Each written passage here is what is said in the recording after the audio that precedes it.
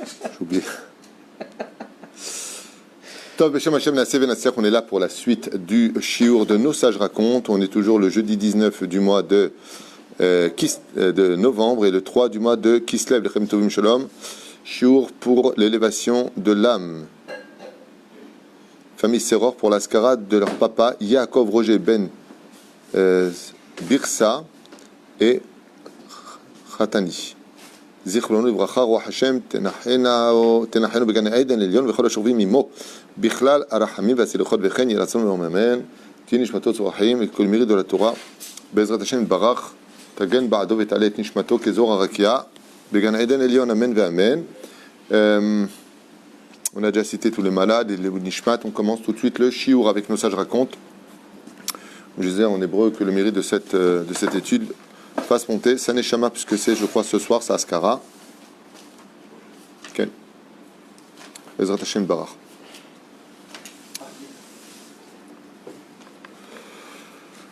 Nous sommes avec Esav maintenant qui rentre pour prendre la bénédiction chez son père Yaakov. Il comprend avec son père Yitzhak, il comprend que Yaakov est passé juste avant, qu'il a pris la bénédiction. On a vu que Yitzhak a failli maudire Chazve Shalom Yaakov. Dieu intervient en lui disant: depuis quand tu crois que ta bouche t'appartient, n'oublie pas que c'est moi qui l'ai utilisé, et que Yitzhak doit confirmer la bénédiction de Yaakov.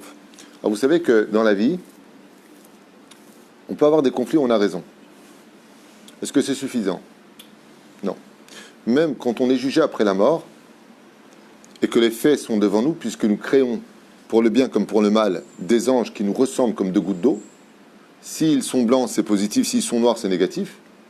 Dans ce que explique le Zohar HaKadosh, eh bien, malgré tout, on ne punit pas une personne jusqu'à ce que la personne reconnaisse. Par exemple, dans les Baté Mishpat, ici en Israël, je pense que ça doit être partout pareil, je ne sais pas, mais en tout cas, il me semble que oui. On a l'habitude de dire à la personne: est-ce que tu reconnais? À ta modée. Est-ce que tu acceptes? D'accord?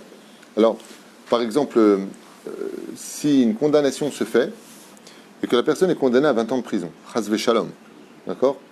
On ne va pas lui dire: est-ce que tu es d'accord? Je connais un condamné qui va dire: ouais, d'accord. Il va dire: non, je ne suis pas d'accord. Je reconnais que j'ai tué, il va dire, mais je n'accepte pas les 20 ans de prison. D'accord? Alors, dans le judaïsme, c'est pas comme ça. Par exemple, une personne voit qu'un de ses ouvriers vient tout le temps en retard. Il le prévient une fois, 2 fois, 3 fois, 5 fois, 10 fois, 1000 fois, il n'y a rien à faire. Le mec, il vient en retard. Chez les nations du monde, ça se traduit par oh, tu prends des affaires, tu te casses. Oh, je te dois rien. Comme aux États-Unis, c'est du jour au lendemain, il n'y a pas de préavis, en général, t'es viré. Dans la Torah, c'est interdit de faire ça. Tu ne peux pas faire ça. C'est pas moral. Comme tu as un avraire, il n'étudie pas, il chauffe les bancs. Tu ne peux pas le renvoyer jusqu'à ce qu'il dise: j'accepte. Ça veut dire quoi, j'accepte? Je m'explique. Quand tu le mets face à un fait accompli, donc tu lui montres qu'il n'est pas sérieux, qu'il ne te rapporte rien, tu lui montres des chiffres. Regarde, on avait conclu quand je t'ai engagé que tu devais faire tant. On a coupé la poire en deux parce que les temps sont durs, j'ai fait tant. J'ai coupé la poire en deux fois de suite. Même un quart, tu ne remplis pas ton rôle. Donc voilà ce que je paye, voilà ceci. Tu comprends là que je ne peux pas te garder. Si la personne ne dit pas: je comprends, c'est un problème. Il faut qu'il parte sans ogmat nefesh. Ça veut dire sans, comment on dit? Comment on appelle ça? Ogmat nefesh en français, sans rancœur. C'est-à-dire et donc dans ce cas-là, il va falloir argumenter humblement avec lui en disant: si tu étais à ma place, qu'est-ce que tu aurais fait? Il va te répondre: j'aurais dit prends la porte. Donc tu me comprends? Oui. Alors tu peux prendre la porte. Ah ben, s'il part be'ogmat nefesh et que pour lui il a subi l'injustice, ça peut créer un grain de sable dans le rouage du mazal.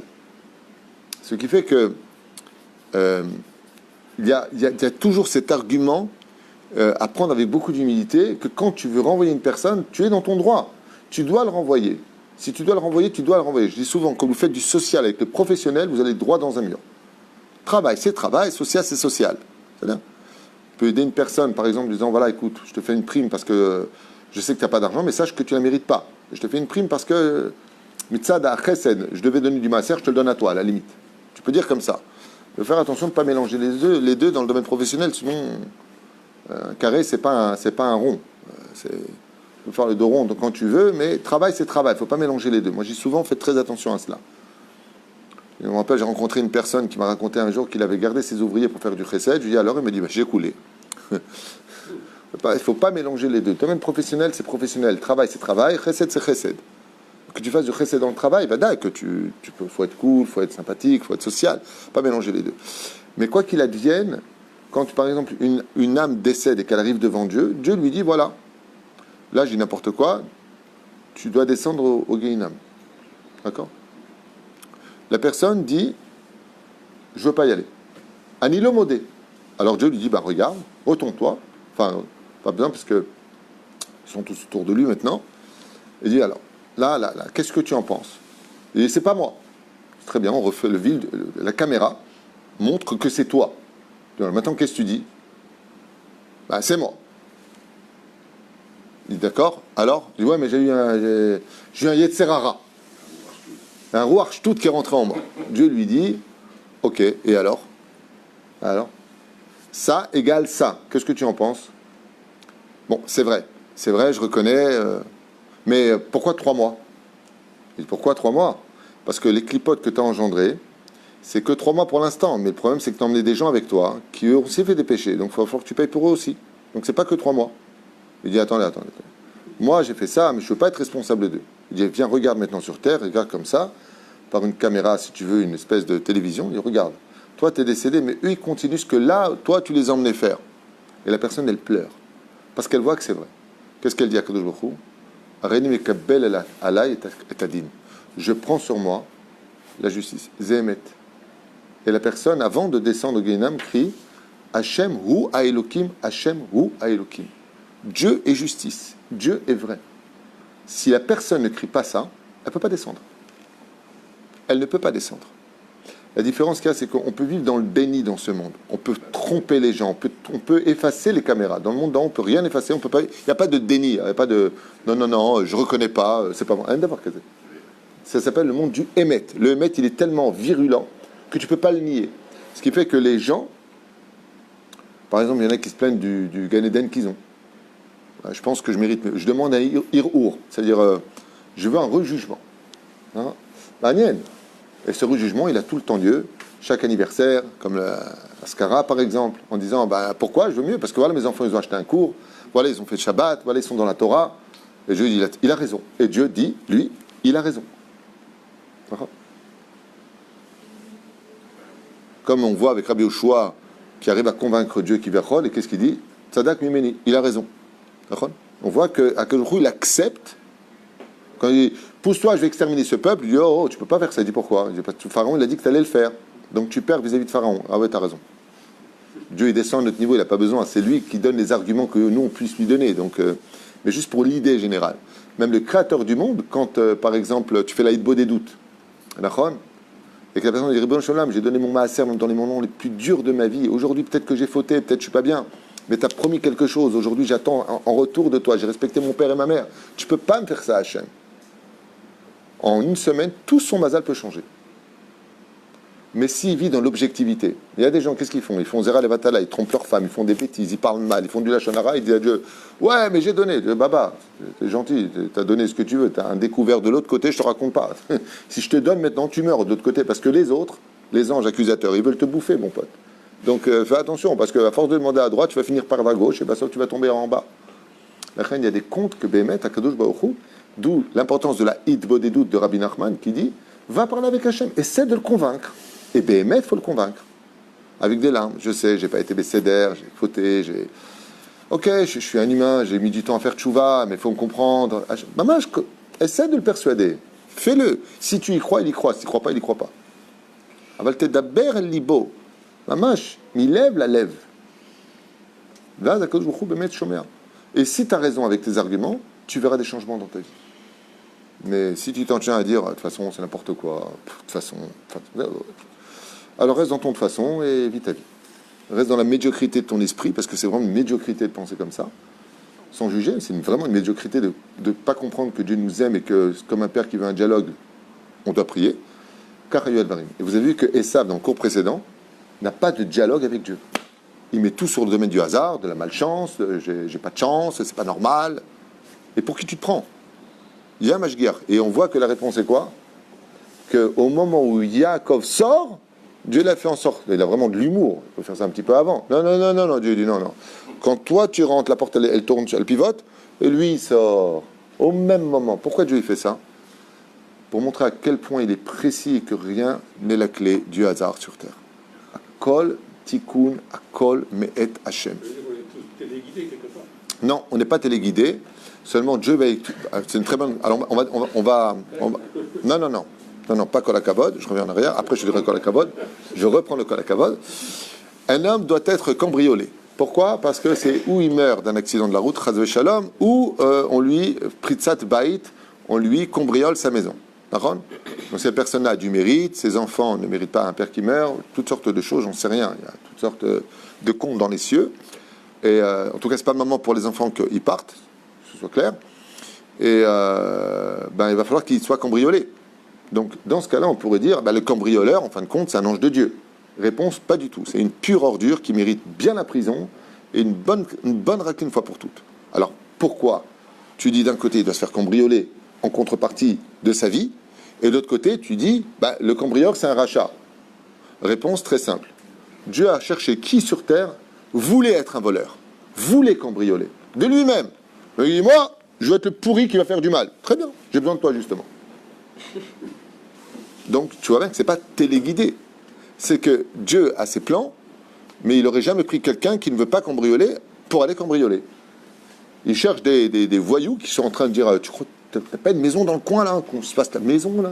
Des jaloux, mécréants qui ne savent rien faire de leur vie, au lieu d'apprendre un métier, au lieu de commencer en bas de l'échelle et d'accepter monter. Non, l'argent tout de suite, le bien des autres m'appartient. Jamais shmor verachem. Donc c'est ce que tu veux. Il les voit, ces trois voyous-là, qui sont en train de... qui on peut faire du mal? À qui on peut faire payer quelque chose? De qui on peut être encore jaloux sur terre? Il dit, tiens, il y a 3 yens ici. Je ne parle des yens, moi. Hein? Ça tombe bien. J'avais besoin de quelques yens pour aller faire ceci. Donc, est-ce qu'ils vont payer? Bien sûr, sinon le mec il se fait arrêter par la police en plein cambriolage. Rabotai, on est en Israël. Et Shem Ehud Kutcha Belchou, j'étais envoyé par le Seigneur. Il avait un tikkun, Gamzol et Tova. Vous êtes fous, quoi? Le Seigneur m'a envoyé. Dans l'absolu, Béhémet, Hachem l'a envoyé. Dans l'absolu. Hein? Pour raconter une anecdote qui s'est passée. Un jour, à Jérusalem, Tibané Betikonen, je reviens à la maison et ils ont tout volé. Quand je vous dis tout, c'est-à-dire même pas, j'avais même plus de slip. Qu'est-ce qu'ils ont fait? Ils ont sorti les draps, et ils ont carrément tout jeté dans les draps fermés. Jeté dans les draps fermés. Comme il y avait beaucoup de draps, ça nous a mis dans le beau drap. Résultat, on rentre à la maison, il n'y a plus rien. Le plus marrant, c'est que ma femme, à l'époque, elle avait fait un super plat, je crois que c'était la psaloubia, je ne me rappelle pas. Ah oui. Ouais. On arrive à la maison, on voit 4 plats. Et ils ont fini aussi la psaloubia. C'est les voleurs, ils ont tranquillement, ils savaient qu'on était à Tel Aviv ce jour-là, toute la journée. Ils ont sorti les assiettes, ils n'ont pas volé par contre. Mais ils n'ont pas fait la vaisselle. Donc on arrive comme ça, on voit sur la table 4 assiettes, le tagine au milieu, et il n'y a plus rien. Au moins, ils ont mangé halak. Donc, Eliaou était petit. La première chose que dit Eliaou à l'époque, que Dieu le bénisse, il dit, Tov, papa, tu as toujours dit tout ce que fait Dieu, c'est pour le bien. Ah, je dis, moi, j'ai pas de problème, elle va dire ça à ta mère. Il n'y a plus rien. Quand je dis plus rien, il y avait un chandelier en or qui nous avait été fait pour le mariage. Plus rien. Gamzol et Tova. Et à ce moment-là, pas contente la madame, parce qu'ils ont volé tous les bijoux. Et il y avait beaucoup de bijoux. Et tous les bijoux. Et ils ont volé tous les bijoux. Et plus rien. Alors, elle dit à ce moment-là, oui, mais enfin bon, ils ont tout volé, d'accord, mais les bijoux, non. J'étais très attaché aux bijoux. Le soir arrive, et elle rêve de mon père, qui vient la voir et qui lui dit, c'est moi qui ai envoyé les brigands. C'est moi qui ai envoyé les voleurs. Mon père était décédé depuis Shnat Alpaïm. Pourquoi? Parce qu'il y avait un décret dans le ciel, et j'ai préféré qu'il vous cambriole, qu'il arrive quoi que ce soit. Magnifique. Et à ce moment-là, elle répond, oui d'accord, mais mes bijoux, lui, je sais que tu as les tonnes sur les bijoux, ils sont juste derrière, je les ai fait tomber quand ils sont passés de l'autre côté du jardin, je les ai fait tomber dans les buissons. Demain matin, quand tu te réveilles, va les prendre. Le lendemain, elle se réveille, elle me dit, j'ai réveillé ton papa qui m'a dit que les bijoux, ils ont pas réussi à les prendre. Parce que ça me tenait trop à cœur. Alors je lui ai dit, ok. Le lendemain, on vient pour partir, elle me dit, tu passes pas de l'autre côté? Je lui dis, si, on va y aller. On va de l'autre côté. Je regarde et je vois rien. Je regarde et je vois rien. Elle me dit, mais ton père, il m'a dit qu'ils étaient là. Je dis, si mon père vraiment il t'a dit qu'ils étaient là, bonne échapesse. Je prends un bois comme ça, un bout de bois, et je pousse un peu les buissons, et je vois effectivement que toute la sacoche de bijoux était dans les buissons derrière la maison. Ils l'ont fait tomber. Elle est tombée par un trou du truc. Venafan. En ce qui concerne le reste, l'assurance nous a remboursé absolument tout. On a pu racheter absolument tout en neuf. Va Kolaya, super les Tova. D'ailleurs, j'ai même dit, il faudrait les inviter. On a tout acheté en neuf, nickel, et machin. Bon, c'est machin, ça a pris un peu d'âge, quoi. Tout nickel, tout neuf. Kol Tov Veyafé. Kolaya, mamash les Tova Bilibracha. Donc, oui, Akadosh Baruch Hu, il envoie, certes. Là, tu vois, dans ce cas, c'est mon père qui est venu dire il y avait quelque chose, j'ai envoyé, j'ai préféré qu'il vous cambriole. C'est mignon, d'accord? Mais les cambrioleurs méritent d'aller en prison. L'un n'empêche pas l'autre. Ils se sont portés volontaires, ils ont fait leur coup, ils ont calculé à quelle heure on partait, à quelle heure on venait. Ils étaient en face sur le banc, ils ont bien calculé. Mais la kol ba'ashgacha pratit.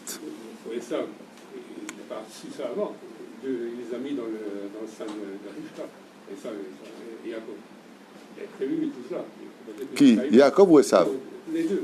Il savait que ça sera comme ça. Donc il l'a mis dans le sein dès le début. Je ne sais pas plus, il intervient quand même. Peut-être. Peut-être. Ce qu'il a fait, c'était prédestiné, d'une certaine manière. Prédestiné, non. Et je voudrais encore une fois de plus répondre à cette question de prédestiné. Prédestiné veut dire un destin préparé. Encore une fois, les destins sont, oui, préparés à l'avance, que ce soit très clair. Ça veut dire que si vous allez à droite, tout ce que vous allez rencontrer est déjà maintenu depuis la création du monde. Ça vous attend. Les gens que vous allez rencontrer, les gens avec qui vous allez travailler, ce qui va se passer. Mais quitte à aller à droite, peut-être aller à droite, ou alors gauche, ou gauche. C'est le mal d'avoir dommé. C'est comme si que maintenant, je prépare 4 chemins. À l'intérieur, je vais mettre des obstacles. Je vais mettre toutes sortes de choses que vous allez rencontrer. Donc, ce n'est pas le fruit du hasard parce que je les ai préparés. Ainsi fait Dieu. Tu fais tchouva. Tu vas à la Beth Knesset, tu es Kobaï, la Torah. Tu prends des rails, une voie dans ta vie. Alors tu vas rencontrer le Rav, alors tu vas rencontrer des amis, alors tu vas rencontrer le... Tu vas pas là-bas. Ta vie, c'est les pubs, c'est les gonzesses, c'est faire des bêtises. Il y a aussi toutes les mauvaises personnes qui t'attendent là-bas. Et aussi les bonnes, s'il y en a. J'en sais rien. Mais en tout cas, ce qui est sûr et certain, c'est que là où tu vas t'asseoir, les lieux, les ceci et cela, tout est préparé. Alors qu'est-ce que le libre arbitre? Qui t'a demandé d'aller là-bas ou qui t'a demandé d'aller là? Ça, c'est toi qui choisis. Tu comprends la différence? Esav aurait pu, s'il avait accepté de demander de l'aide, s'en sortir. Mais est-ce qu'on le voit une seule fois demander de l'aide? Non. Achadain kas Yitzchak al Yaakov, shenatal et abrachot bemirma, uval kalelo, shal aviv, ma yechalcha, ma yechilecha Yaakov. Alors, ce qui est très curieux, c'est que Esav a posé une question qui est très inattendue à son père Yitzhak. Il lui dit: qu'est-ce que t'as apporté à manger, Yaakov? J'aurais répondu: Machpat lecha. En quoi Béhémet ça intéresse, d'après vous, Esav, de savoir qu'est-ce qu'a mangé, ou plutôt qu'est-ce qu'a apporté Yaakov à Esav? Manienne cette question-là. Qu'est-ce qu'il t'a apporté à manger? Pérouche à d'avoir, est-ce que le hasard était avec lui quand il n'était pas avec moi? Est-ce que le bonheur de l'un fait le malheur de l'autre? Ou le contraire? Premièrement. Deuxièmement, est-ce qu'il te reste encore de la place dans l'estomac? Amarlo eni yodea. Ach ayom atamim shelo matame shel madanim arevim shebaolam. Il lui a dit: je ne sais pas ce qu'il m'a préparé à manger, mais ce que je peux te dire, c'est que je n'ai jamais mangé un plat aussi merveilleux et aussi bon à mon palais. Car Yitzhak ne sait pas mentir.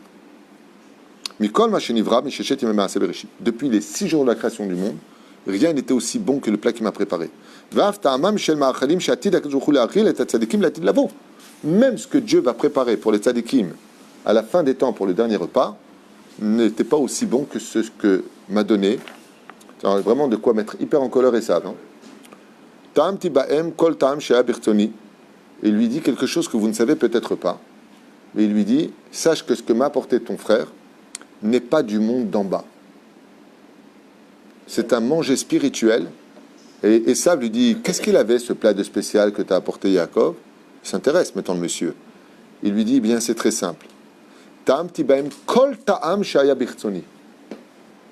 La nourriture prenait le goût de ce que ma pensée voulait. C'est de la manne. La manne est tombée dans le plat qui a été servi à Yitzhak. Tam pat, tam dagim. Alors que je mangeais la viande, je voulais que ce soit du poisson, du saumon, du thon. Et automatiquement, le goût se changeait dans mon palais. Tam bassar. J'aurais pu faire halavi. Kevan shiskir Yitzhak bassar. À partir du moment où Yitzhak a dit le nom bassar, mi aditri esav boché.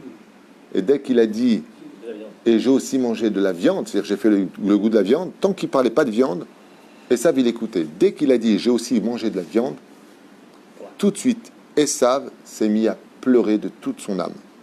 Amar jujish ka'ara ahat shel adashim, et chilani lakach mimini Yaakov et bechorati. Et là, pourquoi il s'est mis, il a eu des boules? Regardez combien c'est bas un rachat. Il dit quoi, t'as aussi mangé de la viande? Et t'as pris la bracha? Il dit, moi, je me suis fait avoir. Pour un plat de lentilles sans viande, j'ai vendu mon droit d'aînesse. Esav, il dit, la viande, c'est un plat riche. Il dit, moi, pour un plat de lentilles, qui est un plat de pauvre, j'ai vendu ma bechora, c'est-à-dire ma bénédiction, mon monde futur, j'ai tout vendu. L'endroit de ma kvoura, j'ai tout vendu. Ce message, il est pour nous.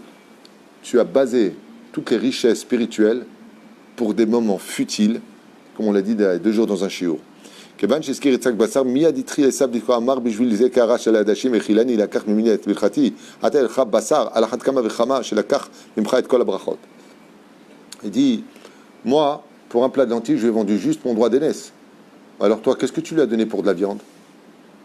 אמר לו יצחק, את ברכתי לקח.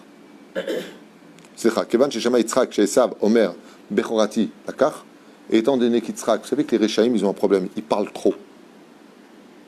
Et qu'est-ce qu'il lui dit? Maintenant, lui, il a les boules, et ça. Il dit à son père, je lui ai vendu mon droit d'aînesse. Maintenant, Yitzhak n'est pas au courant de ça.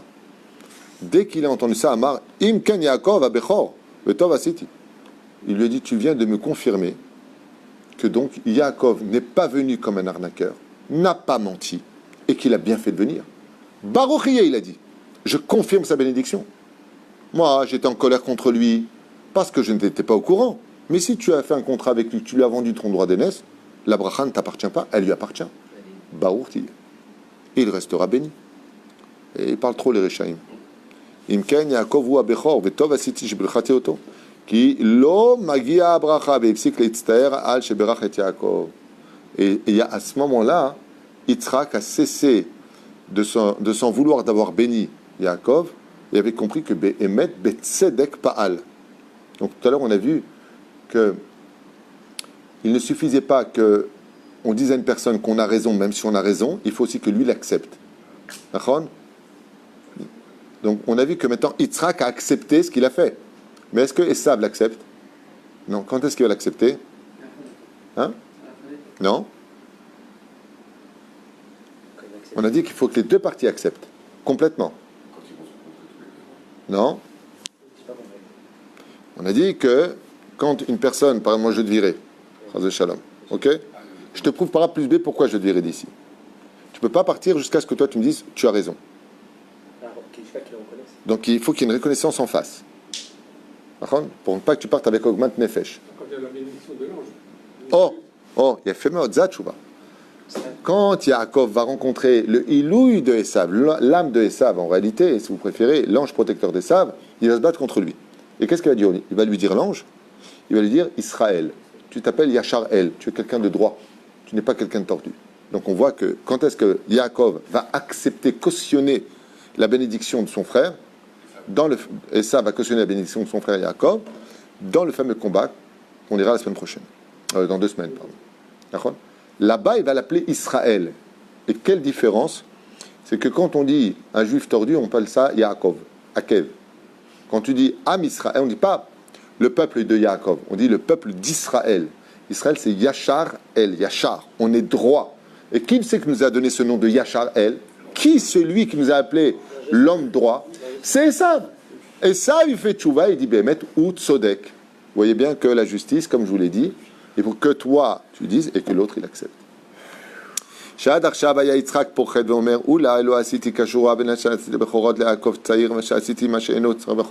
Maintenant, pourquoi Yitzhak, était tellement mitztaher, il était vraiment pas bien? Parce que comme il n'a jamais fauté de sa vie, Yitzhak, il a eu peur qu'il n'a pas fait ce que Dieu aurait voulu qu'il fasse. Maintenant que Dieu lui a dit, oui, ce que tu as fait, c'est moi qui l'ai voulu. Il s'est calmé, mais il s'en est voulu en disant, d'accord, bon, Dieu il a raison, mais Yaakov, malgré tout, c'était pas lui qui devait prendre la bracha. J'ai peur que la descendance de Yaakov le paye très cher. Vient Esav, il lui dit, tu te rends compte, je lui ai vendu mon droit d'aînesse. Il dit, oh punaise, c'est magnifique. Ça veut dire qu'en réalité, heureusement qu'il est venu. Parce que si je t'avais béni toi, je m'en serais voulu toute ma vie, tu ne méritais plus. Tu as vendu. C'est comme le mec, il a un terrain pour construire une maison. Il vend le terrain. Son jeune frère qui lui a acheté la maison construit sa maison. Ok? Le père, il dit, mais pourquoi tu as fait ça sur le terrain de ton frère? Il dit, oh, il me l'a vendu. Ah, pardon. Oui, je côté d'abord. Lorsqu'il a mis Israël et Yaakov, il avait la marche de Esav. Hein? Lorsqu'il a béni Yaakov, il avait la marche de Esav, il ne savait pas qu'il était devant. Et alors? Il a béni celui qui était en face. Pourtant, on va voir la bonne Kavanah. Est-ce que tu entends le nom Esav ou Yaakov dans la bénédiction? Vaïtel lecha Elokim, mital hashamayim ushnaretz. De là, les Sfaradim, al pi halacha, n'ont pas besoin de donner le nom d'une personne quand ils le bénissent. Souvent, tu vois, Mishebera Habotenu. Je m'appelle Yaakov ben Shimon. Il n'y a pas besoin. Les sages Kenazim, ils le font avec le nom. Nous, on n'a pas besoin. Par exemple, si je m'attends je veux te bénir, je n'ai pas besoin de dire Yosef ben Myriam. Je n'ai pas besoin de dire ça, puisque tu es en face de moi. D'où est-ce qu'on apprend ça? Midoraïta. Ici de Yitzhak. Vaïten lecha, puisque tu es là. Lecha, il le voit. Si je ne le vois pas, si je bénis quelqu'un que je ne vois pas, j'ai besoin de son nom, du nom de sa mère et de son père. Peu importe, c'est Minagim, ou père ou mère. Mais si la personne est en face de moi, il reste un chèque vers Otra. Mazé Otra. Otra. Machanero et Dieu, il ne voit pas. Ce que moi je vois, Dieu, il ne voit pas. Mais la reine, il n'y a pas besoin de donner le nom d'une personne quand il est en face de nous. En tout cas, les Sfaradim, c'est notre chita à nous. Ok? Mais la reine, ici, qu'est-ce qu'il dit Yaakov, Yitzhak à Yaakov? Vaïten lecha à Elohim. Que Dieu te donne à toi. Donc, il ne dit pas ni Esav, ni Yaakov. Il parle à celui qui était là. Quand est-ce que ça aurait pu être ambigu? Si au même moment était rentré Esav. Comme il ne voit pas Yitzhak, il dit Vaïten lecha. Miyamar chez Zelecha. Ou la Zeli. Donc il aurait dit, Ani mechaven, j'ai l'intention de bénir celui qui m'a apporté les plats. À ce moment-là, il définit plus Yaakov que Esav. Comme on le voit, Kachna et bincha et tichidecha, asheravta et Yitzhak. Vous voyez bien qu'à chaque fois on augmente jusqu'à ce qu'il lui donne le nom. Pourquoi il lui donne le nom et Yitzhak? Parce qu'il n'était pas là. Sinon on dit, prends-le lui, leur montrer. Et je finis avec ça pour ce chiour qui dit quelque chose qui fait partie de l'éducation la plus importante. Quand il a entendu cela, Kevan Shama Yitzhak Shesav Omer Bichaoti, donc il lui a dit, Ula Elo Asiti Kashura, Basov Tsaak Esav Tsaka Gedola Umara Admeod. Et Esav s'est mis à hurler de douleur, et son cri a laissé couler 2 larmes plus une larme. C'est pour ça que tous les matins, on met 2 pièces dans la tzedaka, dans le mot bakol, plus une pièce. Pourquoi 2 pièces et une pièce? Les 2 larmes qui ont été versées pour atténuer ce digne de Esav qui veut se venger, on met 2 pièces, et après on en met une derrière, on ne met pas 3 pièces en même temps, 2 et 1, parce qu'il y a une larme qui est restée collée à l'œil, comme souvenir à garder pour se venger de la descendance de Yaakov, le peuple juif, contre cette larme-là qui est restée collée. Donc un des remèdes les plus importants qui peut sauver le peuple d'Israël des mains des nations du monde, c'est la tzedaka. Ce que dit le prophète, Yerushalem bitzdaka tipade, c'est grâce à la tzedaka qu'on aura la Géoula. C'est pour ça qu'on a de plus en plus de gens qui nous demandent de l'aide. C'est pas pour nous casser les pieds, c'est pour nous donner le mérite de rapprocher plus vite la Géoula encore et de ne pas trop souffrir. L'argent en contrepartie de la vie. Voilà. Très important à retenir. Alors, je finis avec ça ici, sur cette phrase super importante. Vous avez remarqué, à qui Esav, il pleure? À Dieu, il n'y croit pas. Il est athée, Esav. Il ne croit pas ni au Gehinam, ni au Gan Eden. C'est un animal philosophique qui a pour philosophie que dans la vie, c'est la loi du talion, c'est la loi du plus fort. Tant que tu peux gagner, tant que tu peux arnaquer, tant que ça marche, c'est comme ça qu'il faut vivre. Donc Dieu, il le crée à son image. En d'autres termes, il imagine un Dieu qui est comme lui. C'est ce qu'on appelle l'Avodah Zara. Créer un Dieu, mais créant qui va correspondre à l'immoralité de ce que je suis pour me donner bonne conscience. D'accord? Donc me créer une idole, si vous préférez. Mais il y a quelque chose de grandiose ici. C'est que si Esav ne croit pas en Dieu, si Esav pleure devant son père, à qui s'adressent ses larmes? À son père. Et son père va lui donner une bracha. Et pourquoi c'est si important d'entendre ça? Je vais vous dire pourquoi. Dans une famille, on a toujours, qu'on le veuille ou pas, un des enfants pour qui on est un peu plus proche, parce qu'il va plus nous ressembler, parce que chaque fois qu'on a eu besoin de lui, il a toujours été là, contrairement à l'autre qui n'a jamais le temps. Et à un moment, ça travaille. Pour un père et une mère, que tu le veuilles ou pas, quand tu as toujours un fils, oui papa, oui maman, que bon, et je vais partir, ah, tu peux pas venir m'aider, ah, maman, je rappelle, je viens avec toi. Ben, au bout d'un certain temps, il n'y a pas une préférence qui s'installe, mais il y a une préférence naturelle qui s'installe. C'est pas que je veux le préférer, c'est que la vérité, il est tout le temps là pour moi, il ne me fait pas son priorité, il gagne des points. Et quand tu as l'autre à côté qui ne cesse de te demander et qui est jamais là pour toi, tu l'aimes, c'est ton fils. Enfin bon, si tu avais pu choisir autre chose, tu l'aurais fait. Tachles. Pourquoi? Parce que c'est naturel. Yitzhak, comme il a vu que Rivka aimait plus Yaakov pour ses qualités, il a dit, alors moi je vais aimer Esav. Quel intérêt il y a à le faire? L'intérêt, c'est que quand un enfant a une proximité, un langage avec son père ou avec sa mère, il ne fera pas de bêtises.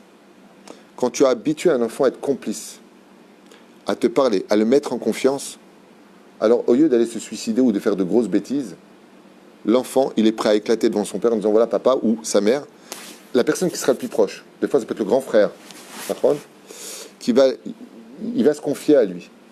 Mais quand on condamne un enfant parce qu'il ne correspond pas du tout à ce qu'on attendait de lui, il n'est pas dans le chemin de la Torah, et puis que des bêtises, et il est vulgaire, et tu le laisses tomber.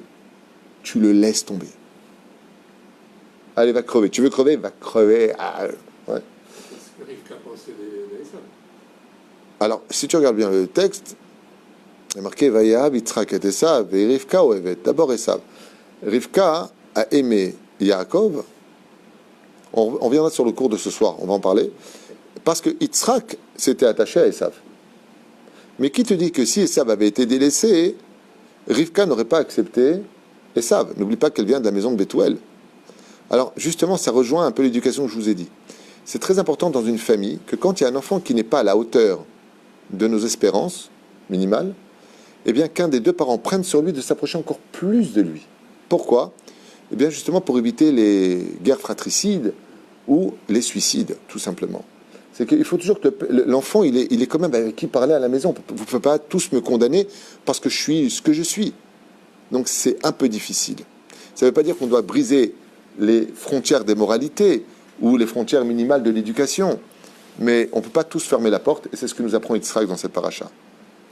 Si toutes les portes se ferment pour un enfant, il n'a plus d'autre choix que de se jeter dans le premier qui lui tendra les bras, c'est-à-dire les forces du mal.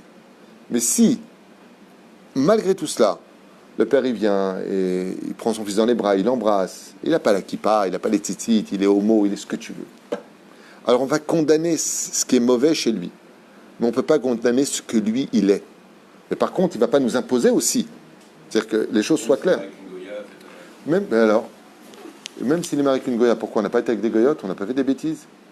Quand tu vis dans cette génération où, moi avec un chapeau ici, en Eretz Israël et Tsari arabe, je passe et que des Russes me font comme ça, style tu pues, toi le religieux, excuse-moi, mais quand tu vis dans ce que tu vis aujourd'hui, où on te regarde comme un parasite parce que tu étudies la Torah, parce que on est vraiment à la fin des temps, ben, je comprends très bien qu'un enfant, il dit, pourquoi tu veux que je sois religieux? Pourquoi tu veux que je sois religieux? On vous déteste, les religieux, vous n'avez pas d'oseille spécialement, vous aidez ceci et cela. Donc je ne veux pas justifier tout ça. Je dis simplement, il faut aussi comprendre cette génération. Il faut comprendre cette génération, ce qu'elle vit, ce qu'elle voit à la télévision, ce qu'on lui montre. Okay? Quand on voit que dans les écoles anglaises aujourd'hui, en Angleterre, on t'apprend que, ou en Israël, hein, ou en France, hein, que l'enfant qui a 5 ans, qui ressent qu'il veut être habillé comme une fille, vient en robe à la classe avec du maquillage, hein, pourquoi tu veux que l'autre enfant de 5 ans, il ne voit pas ça comme une normalité? Puisque c'est ce qu'on hein? Ouais, inculqué. C'est ce qu'on inculte. Inculque. C'est le que j'arrivais pas à trouver. C'est ce qu'on éduque, inculque à nos enfants. C'est une normalité. Quand tu vois par exemple à la télévision, toutes les pubs, les films, il n'y a que des femmes nues, dénudées. Ton fils avec son portable, toute la journée, il voit ça.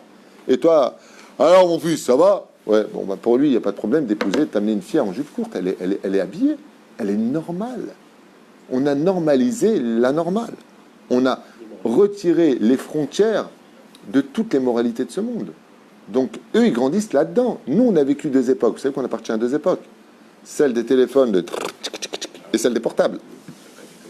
D'accord? Nous, on a connu Candy, Albator, Princesse Sarah. C'est les films moraux. Tu regardes les films des années 80, ils avaient une moralité. Le méchant, c'était le méchant. Le gentil, c'était aujourd'hui, madame. C'était une émission. Alors, oui, alors Jacqueline vous dit. C'était mignon. Dorothée, Blidar Kaka. Mais c'était. Casimir. Mais l'île aux enfants, il n'y avait pas de violence, c'était que du bonheur, c'est sympathique. Et puis, la peluche, tu vois, c'était une peluche. Aujourd'hui, les mangas, les machins, mais les meufs, dans les dessins animés, elles sont plus belles que toute ta famille. Ils imposent tout. Quand tu vois une publicité en Israël, dans notre terre, la terre sainte, que Dieu nous protège, et tu vois la pub, c'est quoi? C'est l'enfant qui vient se brosser les dents. Et tu as deux mecs qui viennent se brosser les dents au milieu. Ça, de chaque côté. C'est papa et papa. D'accord? Ben, l'enfant, quand il voit ça, ben pour lui, être homosexuel, c'est pas... Ben, quel est le problème, quoi? Qu'est-ce qui vous arrive, les mecs? Parce que c'est gravé en lui. Et ça, c'est extrêmement grave. Donc, il faut comprendre cette génération. Il faut comprendre. Quand tu vois qu'aux États-Unis, dans les universités, les femmes entre elles disent « Mais quoi, t'as jamais essayé d'aller avec une femme ?» Mais ils en parlent comme si je te dis « Excuse-moi, t'as un chewing-gum ?» C'est... Quoi, t'as jamais fait ça? Quoi? Vous savez, des parents... Enfin, je ne vais pas rentrer dans tout ce que je rencontre, mais... Un père, il dit à sa fille qui a 13 ans « Quoi, t'as pas encore couché ?» Un père, j'ai pas dit... Un mec, il lui dit, je n'ai pas dit sa copine. Un père dit à sa fille. Ok? Vous comprenez de quoi on parle? Quoi, t'as pas encore connu le mec, ma fille? Mais comment? Comment? Où tu vis? La reine, il faut comprendre cette génération, c'est pas notre génération. Et on fait une grave erreur à chaque fois, on leur dit, mais tu sais qu'à mon époque, de regarder mon père dans les yeux, mais de quoi tu parles? De quoi tu parles? T'as encore de la chance, papa, d'avoir des yeux, Bichlal. C'est à qui tu parles? Vas-y, va, là. Avant, quand tu te faisais attaquer par des voyous dans le métro, ils avaient, à l'époque, des rasoirs électriques. Après, ils avaient des lames. Aujourd'hui, ils ont des revolvers. On est dans un autre monde. On est dans un autre monde. Tu fais une vidéo, il n'y a pas un meurtre, il n'y a pas un truc qui se suicide, il n'y a pas un animal qui dévore un mec, mais ça ne marche pas. Fais un film aujourd'hui moral. Tiens, et aujourd'hui, tu fais Autant on emporte le vent dans notre génération. Ouais, Autant on emporte le vent. Tu sais comment ils vont l'appeler, les jeunes? Autant on emporte la rasera, tu vois. Mais à qui ça parle? À qui ça va plaire? Qui c'est qui va regarder ton film? S'il n'y a pas une super gonzesse à poil, s'il n'y a pas un meurtre et un héros qui est hyper immoral, ça ne marche pas. Personne ne va aller le voir. La moralité ne marche pas aujourd'hui. Vous vous rendez compte, j'ai appris ça avec le Rav Gobert, on a fait une émission, que Dieu le bénisse. J'ai appris, je ne savais pas. Aux États-Unis, ils ont fait une série d'une famille orthodoxe, Belz ou Gour, je ne sais pas quoi, d'une femme donc ultra-orthodoxe qui a réussi à se sauver, ou je ne sais pas quoi. Hein? Je ne connais pas, peu importe. Moi, j'ai pas de télévision, je ne sais pas. Ce que je peux vous dire, c'est ce qu'il m'a raconté. D'accord? Enfin, dans l'émission, on n'en parle.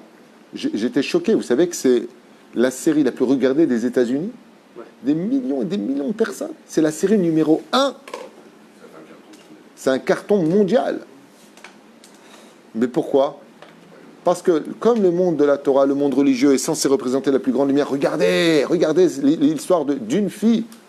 Alors, je ne dis pas que ce n'est pas vrai, je ne dis pas qu'il n'y en a pas, mais ce n'est pas l'ensemble des choses. Et qu'est-ce que ça fait? Vous savez ce que ça fait, ça?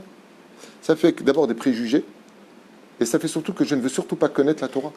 Si c'est ça la Torah, qu'est-ce que ça donne comme conscience quand tu vois ce genre de film? Dans cette génération, pour la parenthèse de l'éducation, eh bien, ça fait que le mec n'est pas chômeur quoi que ce soit sur Terre, qui est juif, bien sûr, et qui voit ce genre de film, il dit je préfère rester chiloni comme je suis que d'être un violeur de femmes avec des péotes et un streimel, ces bêtises.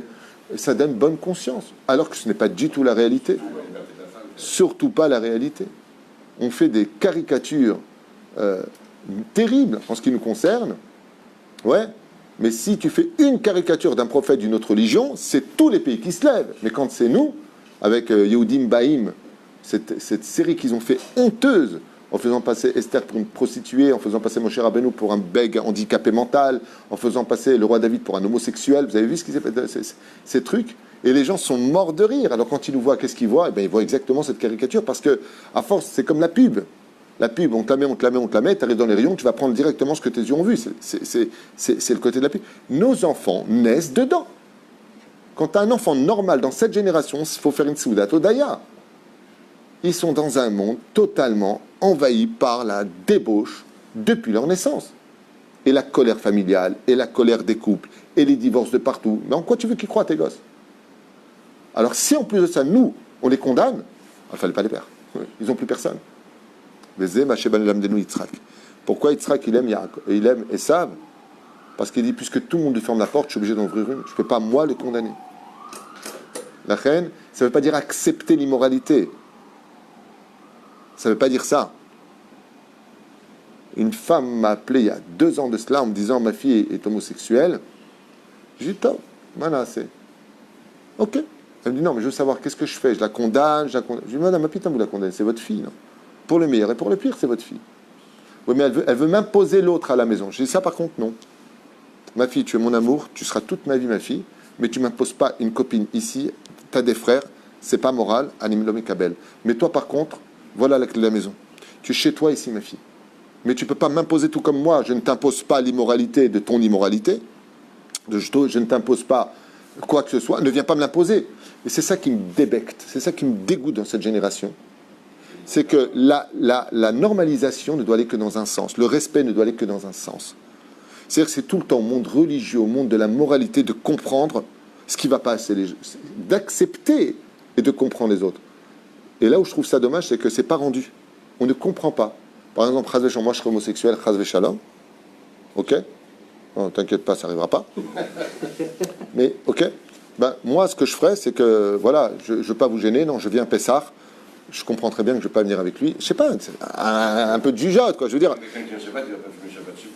Bah, tu viens, tu fumes. Viens pas à Shabbat à la maison fumer. Mais par contre, je comprends que tu veuilles descendre en bas, prendre ton paquet de cigarettes, fumer. Je veux pas te juger. Parce que moi-même, je fumais à une époque le Shabbat. Donc, je veux pas te juger. Je comprends que tu n'es pas encore au niveau de le faire. Mais ne viens pas imposer. Tu veux pas qu'on t'impose, ne viens pas imposer. Tu veux être homosexuel chez toi, sois-le. C'est ton problème, c'est entre toi et Dieu, c'est dommage. Mais bon, on ne peut pas refaire le monde, t'es né comme ça, peut-être que... Yesh arbe malagi dalze. Mais que tu m'en fasses un défilé pour dire je fais ce que je veux, je t'en MERDE, et voilà ce que je vais montrer à tes enfants, et je me promène à poil, et je m'embrasse comme ça, et je fais ce que je veux, et je vais te montrer que c'est moi qui ai raison. Là, par contre, c'est un viol de privé. Tu rentres dans ma vie privée, dans mon domaine à moi, et quel est l'intérêt? C'est ça qui est inadmissible. Tu veux pas qu'on te juge, pas de problème. Ne nous juge pas non plus. Tu veux pas qu'on te juge parce que toi, tu vis ce que tu vis. Alors ne me juge pas non plus de vivre ce que je vis. Non, ça va toujours que dans un sens. La tolérance n'a qu'un sens. Et ça, c'est inadmissible. Je n'escape Bezrat Hashem, Yeshua de Nechamot, et de retenir cette petite parenthèse que un peu d'amour peut être la lumière qui deviendrait l'espoir d'une grande obscurité dans notre éducation. Baruch Adonai Leolam Amen Ve'Amen. Ashur Aya pour l'élévation de Yaakov Roger Ben Birsa et Atani ou Khatani. C'est pour jeudi soir l'Askara, mais le shur a déjà été fait maintenant pour que le mérite du Tzibour fasse monter son âme jusqu'au Gan Eden. Kol Touv.